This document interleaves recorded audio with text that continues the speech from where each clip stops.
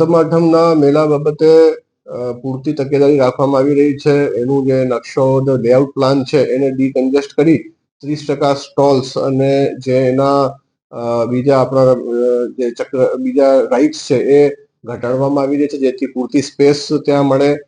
Ambulance વગેરેની placement પણ રેશનલાઇઝ કરવામાં આવી રહી છે. ડ્રોનથી આખા જે કેટલા જનમેદની છે એના ઉપર નજર રાખવામાં આવશે. દરેક સ્ટોલ ઉપર ફાયર એક્સટિંગ્વિશર ફરજિયાત રાખવામાં આવશે. સીસીટીવી જે છે એની સંખ્યા વધારવામાં આવી છે, જેથી જેમ જનમેદનીની સંખ્યા જે કેપેસિટી કરતા સરખામણીમાં આવે તો એડવાન્સમાં આપણે 3 લેયરની સિક્યુરિટી રાખી પબ્લિકની એન્ટ્રી બંધ કરી શકીએ. જી, 30% સ્ટોલ્સ અને રાઇડ્સ ઓછી કરવામાં આવશે, જેથી સ્થળ ઉપર વધારે જગ્યા પબ્લિકના મૂવમેન્ટ માટે ઉપલબ્ધ થાય. અમુક જે એમરજન્સી એક્ઝિટ છે જે અગાઉ બંધ રહેતા હતા, ફોર એક્ઝામ્પલ પોલીસ સ્ટેશનની સામેવાળો જે ગેટ છે એ પણ ખુલ્લું રાખવામાં આવશે, તથા જે બીજા એક્ઝિટ્સ છે એને પણ પહોળા કરવાની વાત છે.